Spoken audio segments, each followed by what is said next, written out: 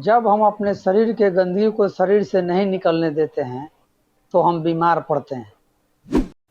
अधिक से अधिक भोजन का सेवन करना, अननेचुरल भोजन का सेवन करना और एलोपैथी दवाओं का सेवन, जो एक्यूट डिजीज के रूप में हमारे बॉडी से टॉक्सिन निकलता है, उसको दवाओं के द्वारा जब हम रोकते हैं तो ही हम बीमार पड़ते हैं।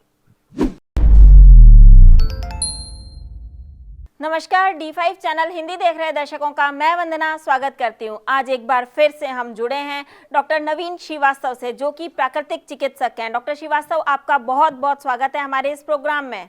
आपका दर्शकों का भी मेरी तरफ से बहुत बहुत स्वागत। डॉक्टर नवीन, सबसे पहले तो हमें ये बताइए कि हम लोग बीमार पड़ते क्यों हैं? जब हम अपने शरीर के गंदगी को शरीर से नहीं निकलने देते हैं तो हम बीमार पड़ते हैं। इसके अलावा जो बीमारी का सबसे महत्वपूर्ण कारण है, अधिक से अधिक भोजन का सेवन करना, अननेचुरल भोजन का सेवन करना और एलोपैथी दवाओं का सेवन, जो एक्यूट डिजीज के रूप में हमारे बॉडी से टॉक्सिन निकलता है, उसको दवाओं के द्वारा जब हम रोकते हैं तो ही हम बीमार पड़ते हैं।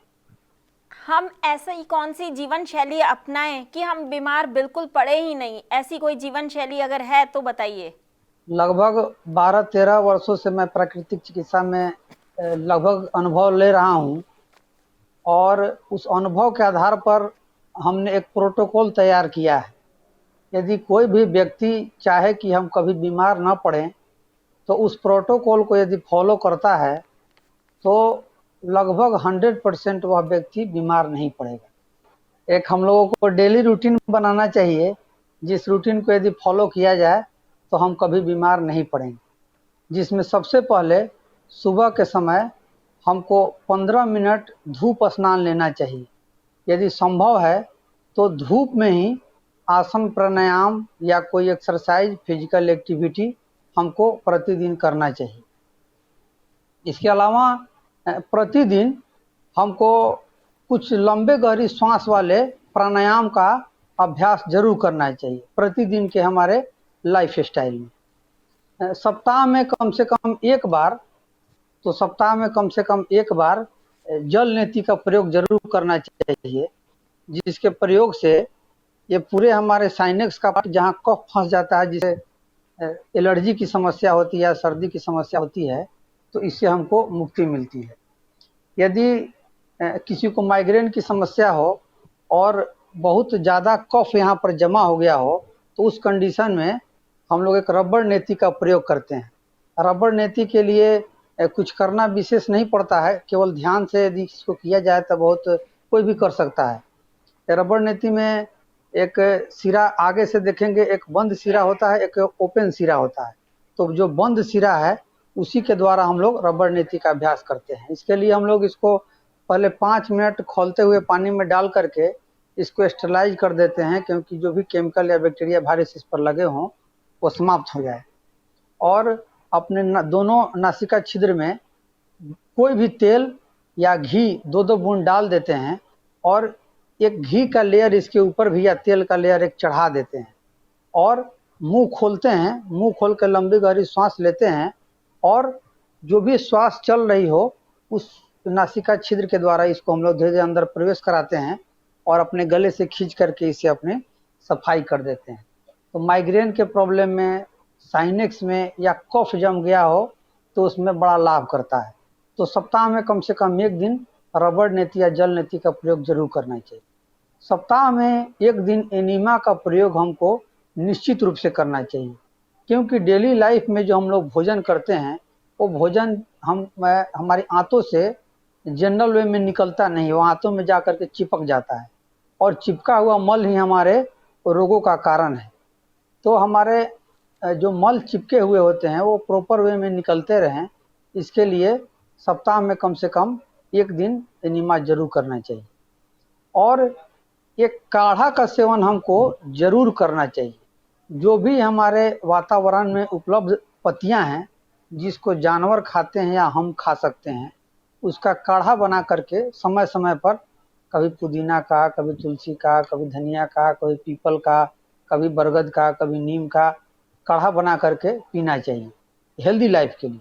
यदि कोई बीमारी हो, हार्ट में प्रॉब्लम हो, लंग्स से रिलेटेड कोई प्रॉब्लम हो, तो दालचीनी अर्जुन का काढ़ा पीना चाहिए। यदि कोई इन्फेक्शन हो गया है तो गिलोय का काढ़ा पीना चाहिए। ऐसे हम लोग लगभग प्रत्येक पेशेंट को एक गुड मॉर्निंग चूर्ण नाम से हम लोग एक काढ़ा बनाते हैं, जो डायबिटिक पेशेंट में भी बहुत अच्छा रिस्पांस है।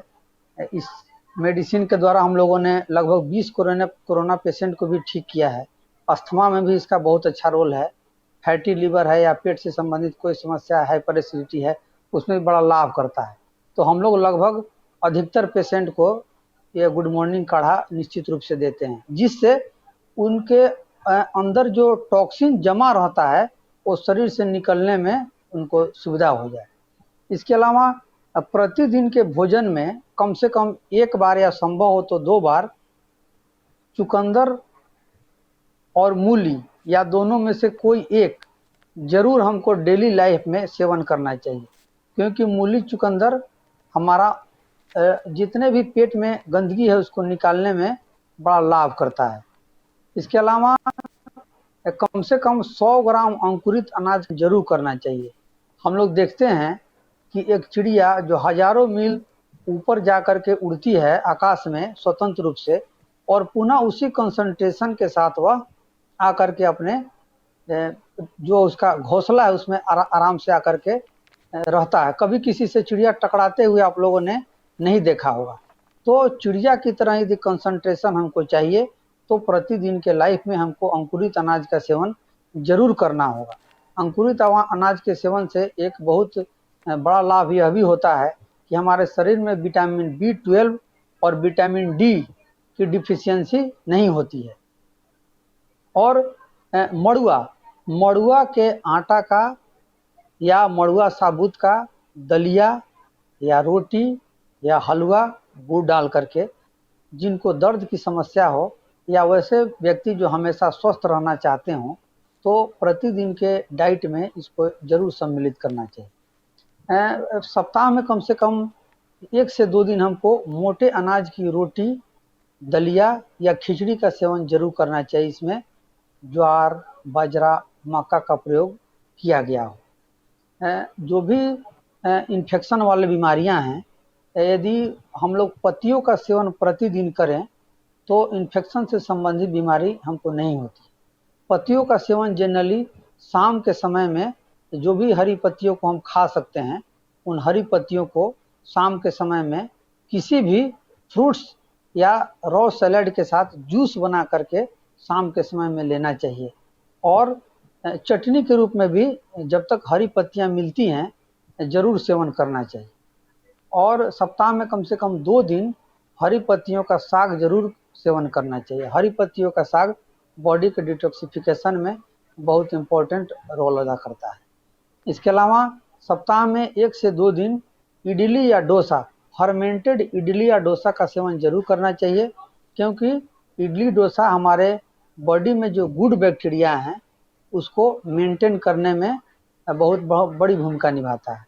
इसके अलावा दही का सेवन सप्ताह में कम से कम 2 से 3 दिन तक जरूर करना चाहिए। दही भी हमारे पेट के जो बैक्टीरिया हैं, गुड बैक्टीरिया, उनके पोषण में बड़ा सहायक है। ये हमारे प्रोबायोटिक का काम करता है। दही का सेवन या फर्मेंटेड इडली डोसा का सेवन। सप्ताह में कम से कम 3 से 4 दिन हमको तीसी का सेवन जरूर करना चाहिए। तीसी हमारे ब्लड को भी पतला करता है, यूरिक एसिड को निकालता है, हमारे बॉडी के इम्यून सिस्टम को भी बढ़ाता है और खाने में बड़ा स्वादिष्ट लगता है। तो तीसी का सेवन किसी न किसी रूप में सप्ताह में 3 से 4 दिन तक हमको जरूर करना चाहिए। सप्ताह में कम से कम 1 दिन शाम के समय हमको नारंगी, मौसमी या केनू, साइट्रिक एसिड युक्त जो भी जूस हमको उपलब्ध है, या अनानास का सेवन उसका जूस के रूप में शाम के समय में कम से कम 1 बार जरूर करना चाहिए। हमको भोजन के बाद 10 से 15 मिनट तक का निश्चित रूप से वज्रासन का अभ्यास करना चाहिए। इससे हमारे खाने का पाचन भी अच्छे से हो जाता है और जो भी एक्स्ट्रा वायु जो हमारे बॉडी में बनते हैं वो निष्कासन मार्गों के द्वारा अच्छे से निकल जाता है। इसके अलावा आजकल विटामिन डी की बहुत कमी देखने को मिली है, तो विटामिन डी के लिए यदि हम लोग मशरूम ले करके और दिन भर मशरूम को धूप में रख दें और रात में उसकी सब्जी बना करके सेवन करें तो भरपूर मात्रा में विटामिन डी हमको प्राप्त होने लगता है। इसके अलावा जनरली देखा गया है कि यदि मनुष्य की उम्र ज़्यादा होती है, यदि 50 से 55 वर्ष के जेंट्स हैं या 50 से 55 वर्ष की महिला, यूट्रस प्रोलैप्स महिलाओं में और प्रोस्टेट का प्रॉब्लम जेंट्स में हो जाता है। तो यदि बंद का प्रयोग हम लोग कम से कम 5 से 11 बार प्रतिदिन करें तो प्रोस्टेट और यूट्रस प्रोलैप्स या एनस प्रोलैप्स की समस्या समाप्त हो जाती है और पाइल्स जैसे गंभीर रोगों से भी इससे मुक्ति मिलती है। इसके लिए हम लोग अपने श्वास को बाहर फेंक देते हैं और अपने गुदा मार्ग को ऊपर की तरफ खींचते हैं, मूल बंद लगाते हैं। यदि तीनों बंद, मूल बंद, उड्डयन बंद और जालंधर बंद, जिसे त्रिबंध या महाबंद भी कहते हैं, इसका प्रयोग किया जाए तो बड़ा अच्छा है। लेकिन कम से कम मूल बंद का प्रयोग भी प्रोस्टेट के प्रॉब्लम के लिए जरूर करना चाहिए या महिलाओं के यूट्रस प्रोलैप्स के लिए, क्योंकि यह आजकल बहुत गंभीर समस्या बन गई है और हम लोग बिल्कुल इस पर ध्यान नहीं देते हैं। और प्रतिदिन के लाइफ स्टाइल में हमको कम से कम 5 से 15 मिनट तक जरूर दौड़ लगाना चाहिए। दौड़ लगाने से हमारा पूरा ब्लड एक बार पूरे शरीर में तेजी से घूम जाता है और बॉडी के जितने भी टॉक्सिन्स हैं वो निकल जाते हैं, डेड सेल निकल जाते हैं और बिल्कुल हमारे बॉडी में नया ताज़ा रक्त का संचार होने लगता है। जब भी हम लोग हेवी डाइट दिन के समय में लेंगे तो पीला पत्ती, पान में भी कई तरह की पत्तियां आती हैं, तो पीली पत्ती का पान जनरली हमारे, यदि हरा पत्ती का पान खाते हैं तो अंदर जो है अंदर का टिश्यू डैमेज हो जाता है, छिल जाता है, घाव की तरह हो जाता है। तो पीली पत्ती के पान में थोड़ा सा गुड़ और सौंफ डाल करके यदि चबा करके खाया जाए तो हेवी डाइट का भी पाचन और एलिमिनेशन अच्छे से हो जाता है। या रात के समय में यदि हेवी डाइट हम लोग ले तो नींबू का सेवन कर लेना चाहिए गर्म पानी में डाल करके, या डायरेक्ट हम लोग जीभ पर डाल करके उसको ले सकते हैं। ये सप्ताह में कम से कम एक दिन हमको वमन या कुंजर जरूर करना चाहिए, क्योंकि यदि हम लोग प्रतिदिन के भोजन में जो भी हम लोग भोजन लेते हैं तो बॉडी में कुछ एसिड हमारे इकट्ठा होने लगता है। तो यदि कुंजर कर दिया जाए पानी पी करके तो हमारे अमाशय का जो भी एसिड है वो बाहर निकल जाता है और हमको आरोग्य प्रदान करता है। और इसके अलावा प्रतिदिन के लाइफ स्टाइल में हमको कम से कम 7 दिन या 15 दिन पर एक दिन रॉ फ्रूट्स का या रॉ सैलेड का उपवास जरूर करना चाहिए। इससे हमारे बॉडी को रेस्ट भी मिलता है और बॉडी को फुल एनर्जी भी मिलती है और बॉडी हमारा एक तरह से नया सेल प्रदान होता है डिटॉक्सिफिकेशन होकर। सप्ताह में एक दिन 250 ग्राम टमाटर का खट्टा चटनी या गुड़ डाल के मीठा चटनी जरूर खाना चाहिए। इससे एक सप्ताह का जो हमारे शरीर के अंदर जो मल जमा होता है, जो नॉर्मल वे में नहीं निकलता है, वो खट्टी टमाटर का चटनी या मीठे टमाटर के चटनी के सेवन से निकल जाता है। 10 से 12 गिलास पानी हमको प्रतिदिन सेवन जरूर करना चाहिए। और जब भी हम लोग भोजन करते हैं तो कम से कम 1 कप पानी ले करके जरूर बैठना चाहिए। इससे जो भी हमारा खाना है, खाना के पाचन में बहुत अच्छा सहायक होता है। सप्ताह में कम से कम एक दिन रात के समय में, हमारे पूर्वज तो उसका सेवन करते ही थे, हम लोग उसको भूलते जा रहे हैं। सप्ताह में एक दिन रात में केवल भूजा खा के रहा जाए, शनिवार के शनिवार जैसा कि हमारे पूर्वज सेवन करते थे, तो भूजा भी हमारे बॉडी के डिटॉक्सिफिकेशन में और इम्यूनिटी बनाने में बहुत इम्पोर्टेंट भूमिका अदा करता है। ये भूजा क्या होता है? हाँ, भूजा का चर्चा जनरली हम लोग यूपी और बिहार में करते हैं, बाहर के लोग जनरली भूजा के बारे में नहीं जानते हैं। तो मक्का है, चना है, बादाम है या चूड़ा जिसे पोहा भी बोलते हैं, उसको तवा पर डाल करके उसको हम लोग जब फ्राई करते हैं, ये तेल डाल के भी फ्राई कर सकते हैं या बिना तेल डाल कर भी फ्राई कर सकते हैं। उसको बालू में भी उसको भून लिया जाता है या नमक से भी उसको भूना जा सकता है। तो उसको हम लोग भूनने के बाद उसको हम लोग भूजा कहते हैं। तो भूजा हमारे शरीर के लिए बहुत अच्छा होता है, क्योंकि भूजा से पेट भी बड़ा साफ होता है और शरीर बिल्कुल हल्का होता है और इससे बॉडी में टॉक्सिन भी नहीं बनता। ये हमारा लगभग 25-26 पॉइंट जो है, जो 12-13 साल के अनुभव से हम लोगों ने इस प्रोटोकॉल को बनाया है और जनरली पेशेंट को हम लोग बोलते हैं कि इस प्रोटोकॉल को फॉलो किया जाए तो बीमारियों से हमको मुक्ति मिल सकती है। ये जितने भी प्रोटोकॉल हैं इनमें कहीं भी दूध की चर्चा नहीं है, क्योंकि दूध वही खा सकता है जो अपने शरीर से पसीना बहाता है। दूध खाने का अधिकार वैसे व्यक्ति को नहीं है जो शारीरिक मेहनत नहीं करते, अपने शरीर से पसीना नहीं बहाते हैं, क्योंकि यदि हम लोग दूध का सेवन करते हैं तो नॉर्मल वे में दूध का पाचन हमारे शरीर में होता नहीं है और इससे हमको कोलेस्ट्रॉल और अन्य तरह के रोग भी पैदा होते हैं। यदि किसी को दूध पीना है तो दूध अपने आप में एक पूर्ण डाइट होता है। यदि हमको रात के समय में दूध लेना है तो केवल दूध ही लेना है, दूसरा कुछ भी नहीं लेना है, तो उस कंडीशन में दूध का पाचन अच्छे से हो जाता है।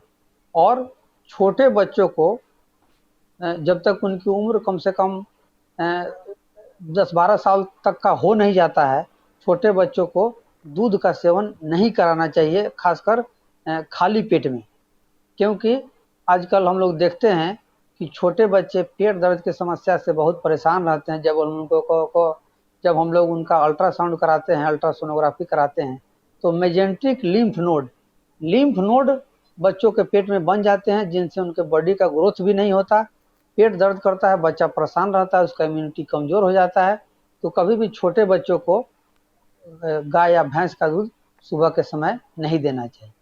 तो ये हमारा डेली रूटीन का एक बहुत अच्छा प्रोटोकॉल है।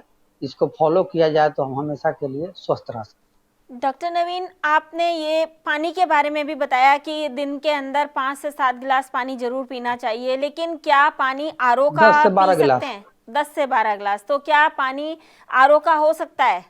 आरओ का पानी हमारे शरीर में बिल्कुल जहर के समान है, क्योंकि पानी में लगभग 21 तरह का मिनरल अवेलेबल होता है। जब हम लोग आरओ के द्वारा उसमें पानी डालते हैं तो मिनरल हमारे पानी से निकल जाता है और वह बिल्कुल एक सिट्ठी के रूप में हमको प्राप्त होता है। वह लिक्विड तो है, लेकिन उसको पानी हम नहीं बोल सकते हैं और इससे कई तरह की बीमारियां भी हमको मिलती हैं। तो पानी कभी भी डायरेक्ट बोरिंग का पीना चाहिए। अगर बोरिंग का संभव नहीं हो पाता है डायरेक्ट पीना, तो पानी को मिट्टी के मटके में डाल करके या सुराही में डाल करके पीना चाहिए। और हर एक साल सुराही नया प्रयोग करना चाहिए, क्योंकि सुराही के प्रयोग से 1 साल में सुराही का छिद्र जो है लगभग बंद हो जाता है। इससे पानी ठंडा होना बंद हो जाता है। तो गर्मियों के समय में मिट्टी के बर्तन में पानी डाल करके पीना चाहिए। खाना कैसे बर्तनों में पकाना और खाना चाहिए?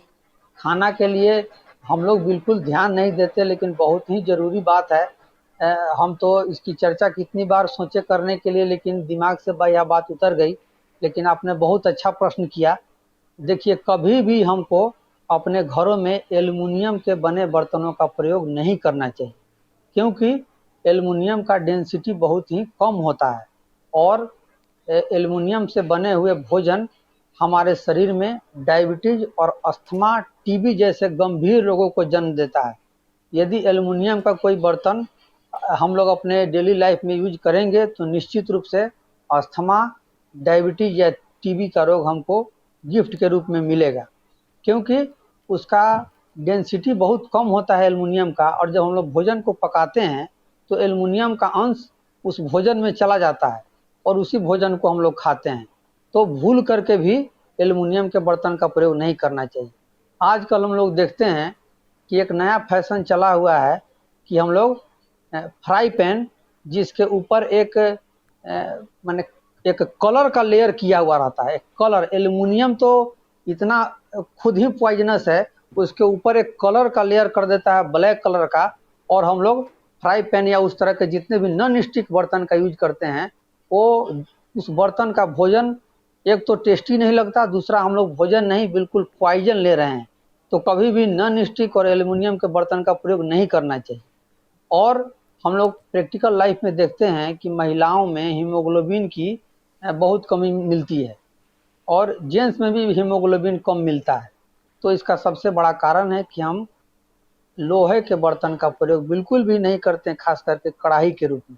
यदि कढ़ाई में हम लोग सब्जी बनाएं, साग बनाएं, तो इससे हमको जितना भी आयरन बॉडी को चाहिए वो पूरा आयरन हमको मिल जाता है और इसका कोई हानिकारक प्रभाव भी हमारे बॉडी के ऊपर नहीं पड़ता है। लेकिन लोहा में की कढ़ाई में बनने वाले जो भी सब्जियां हैं, खासकर बैगन और केला, ये दो सब्जियां देखने में थोड़ी काली हो जाती हैं। तो लोहे के बर्तन में यदि हम सब्जी बनाते हैं तो बनाने के बाद तुरंत उसको हम लोग दूसरे बर्तन में पलटी कर देते हैं, यानी कि स्टील के बर्तन में पलटी कर देते हैं, तो सब्जी भी काली नहीं पड़ेगी और हमको हीमोग्लोबिन की भी कभी कमी नहीं होगी। डॉक्टर नवीन, आप हमसे जुड़े, आपका बहुत बहुत धन्यवाद। आपके माध्यम से आज बहुत सारी अच्छी चीज़ों को बताया गया है दर्शकों। यदि दर्शक इसको फॉलो करेंगे तो हमेशा के लिए स्वस्थ रहेंगे। आपका बहुत बहुत धन्यवाद। अगले एपिसोड में आपसे फिर मुलाकात होगी, तब तक के लिए नमस्कार।